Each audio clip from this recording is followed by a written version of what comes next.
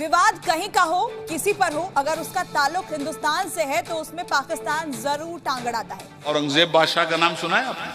नहीं। 55 साल घोड़े की पीठ पे रहा है। अच्छा। हिंदुस्तान का सबसे बड़ा बादशाह। औरंगजेब बहुत जालिम था। इस तारीख को कोई नहीं बदल सकता, ना पाकिस्तान से ना दुनिया भर से। और इसको जी इसकी कोई फैन फॉलोइंग नहीं और इसकी कब्र पे कोई जाता भी नहीं है। सच में कभी हमने वहां पर भीड़ भी नहीं देखी। जिसमें पाकिस्तान भी और पूरा इंडिया भी, इस पूरे खित्ते पे 1000 साल किसने हुकूमत की है?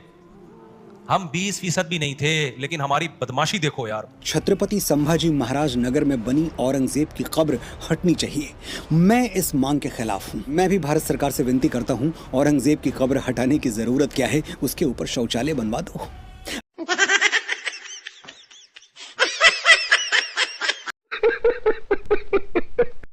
हमें छेड़ो मत वरना नुकसान हो जाएगा। चड्ढा समझाओ इसे, समझाओ। ऐसे खिलौने बाजार में बहुत बिकते हैं। तब आप ये कह रही है कि जो नागपुर के अंदर जो सिचुएशन हो रही है ये मुसलमानों की वजह से हो रही है। तारीख पर कालक पोत सकते हो, तारीख को मिटा नहीं सकते। वाकई वो औरंगजेब था जो अपने माँ बाप का बड़ा फर्माबरदार वफादार था। सवाल ये उठता है कि अचानक इतने औरंगजेब की औलादें कहां से पैदा हुई? कि तकसीम के वक्त उनका भारत में रहने का फैसला, भारत का साथ देने का फैसला कितना गलत था। आज वो लोग जिनके आबाओ अजदाद ने पाकिस्तान बनने तक की मुखालफत की थी और वो लोग भारत को ही अपना मान बैठे, सोचते जरूर होंगे। चुप, बिल्कुल चुप। हिम्मत कैसे हुई तेरी मुंह खोलने की?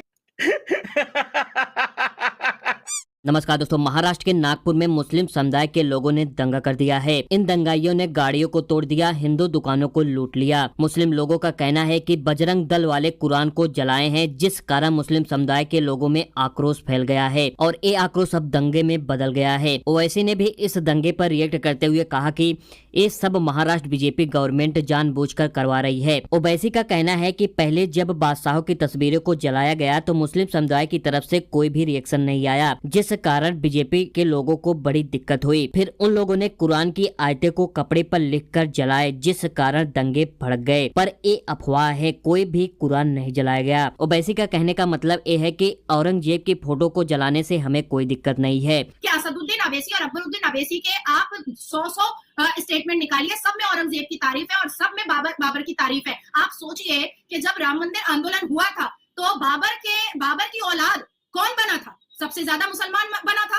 इतने जो मुसलमान वहां पर जाकर के साधु संतों को मार रहे थे, कूट रहे थे, काट रहे थे, पीट रहे थे, ये किसके लिए कर रहे थे? बाबर के लिए ही तो कर रहे थे। लेकिन ये जो झूठी अफवाह असदुद्दीन अवैसी फैला रहा है कि कोई नाम नहीं लेता, बिल्कुल नाम लिया जाता है। भारत देश में टीपू सुल्तान मस्जिद, बाबरी मस्जिद, औरंगजेब मस्जिद, क्यों तो देखिए 300 साल पहले बनाओ ना।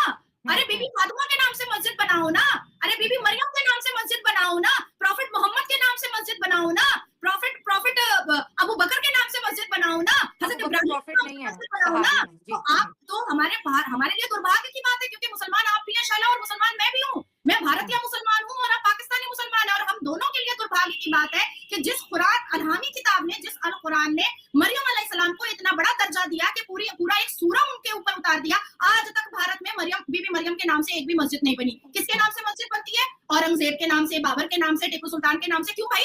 तुम मुगलों के वंशज हो, तुम मुगलों की उम्मत हो, नहीं तुम प्रॉफिट मोहम्मद की उम्मत हो। कुछ लोगों का कहना है कि औरंगजेब की कब्र को खोदने की मांग अभी से की जा रही है, पर ऐसा नहीं है। औरंगजेब की कब्र को खोदने की मांग काफी समय से हो रही है, पर जब से विक्की कौशल की छावा मूवी आई है तब से औरंगजेब की कब्र को हटाने की मांग तेज हो गई है। मूवी देखने के बाद पता चला कि औरंगजेब वाहियात आदमी था। इस मूवी के रिलीज होने के बाद कुछ मुस्लिम इस मूवी का विरोध कर रहे हैं और वहीं दूसरी तरफ इस मूवी को देखने के बाद पाकिस्तान के कुछ मुस्लिम ने समर्थन किया। मैं सुन के हैरान हो रही हूँ कि इस कदर जुल्म, बेसिकली वो ह्यूमिलेट करना चाहता था कि एक राजा जो कि इतना काबिल है और जिसकी वजह से अब जैसे हमने वीडियो में देखा कि एक तरह से साउथ पूरा जो है आप कह लो कि वो महफूज रहा, ठीक है, कि उन्होंने उनको और साइड पे इंगेज रखा।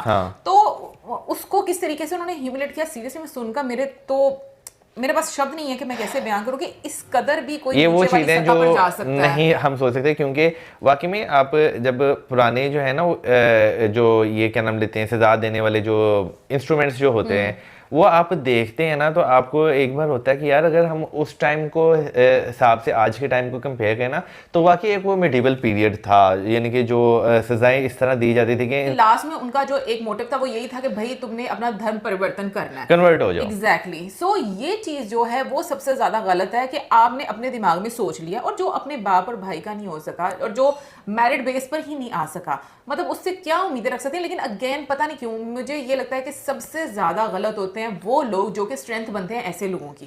जैसे डायलॉग्स और विक्की कौशल की दहाड़े हो गई या विक्की कौशल की डायलॉग डिलीवरी, उनकी आंखें बोल रही थी ना, जिस तरह से वो फील कर रहे थे सारे पकड़े हुए हैं, उनको जंजीरों में बांधा, लेकिन फिर भी हार नहीं मानी हुई, अकेले वो और कितने लोगों से लड़ रहे थे। वो तो चला गया है, अब जो है ना हम लोग रूल करेंगे, मराठा लैंड्स वगैरह ले लेंगे और इस तरह से। और एकदम से वो विक्की कौशल की आवाज़ आती है कि शेर बेशक नहीं रहा, शेर का भी जंगल में घूम रहा है। हाँ, शेर का बच्चा अभी भी जंगल में। शोर नहीं करते, हम शिकार करते हैं। टाइम बाद अक्षय खन्ना को फिर से हाँ, देखा अक्षय खन्ना ने भी अपना रोल बड़ा अच्छा निभाया, उनको बल्कि वो पहचान में नहीं आ रहे, उनको ऐसा लुक बनाया उनका। औरंगजेब की कब्र के कारण मुस्लिम समुदाय अपने कब्र की तैयारी कर रहे हैं। नागपुर में मुस्लिम समुदाय के लोगों ने न ही दंगे किए बल्कि हिंदू घरों को टारगेट किया। हिंदू घरों को तोड़े गए, उनकी गाड़ियों को तोड़ी गई और हिंदुओं के दुकान को लूटा गया। 30 से ज्यादा 2 व्हीलर तोड़े गए और 10 से ज्यादा 4 व्हीलर तोड़े गए। पर कांग्रेस के कुछ नेता कह रहे हैं कि बीजेपी ने ही हिंदुओं से ही दंगे करवाए हैं। महाराष्ट्र के नागपुर में सोमवार को भड़की हिंसा के मामले में पुलिस नए नए खुलासे कर रही है। पुलिस ने दावा किया है कि फहीम सईम खान नाम का शख्स इस दंगे का मास्टरमाइंड है। उसी ने लोगों को उकसाकर भीड़ जुटाई थी। नागपुर पुलिस का दावा है कि 38 साल के फहीम सईम खान की स्पीच के बाद ही नागपुर में हिंसा भड़की थी। पर इस दंगे का दोषी उद्धव ठाकरे ने बीजेपी पर डाल दिया है और उनके बेटे आदित्य ठाकरे कह रहे हैं कि बीजेपी नागपुर को मणिपुर बनाना चाह रही है। यही है कि भाजपा को महाराष्ट्र का मणिपुर करना है। जैसी बातें हो रही है वैसे ही दंगे हो रहे हैं, किसी ना किसी को जलाया जा रहा है। बहरूपिया शिवसेना जो है वो उद्धव ठाकरे जी लेकर के चल रहे हैं।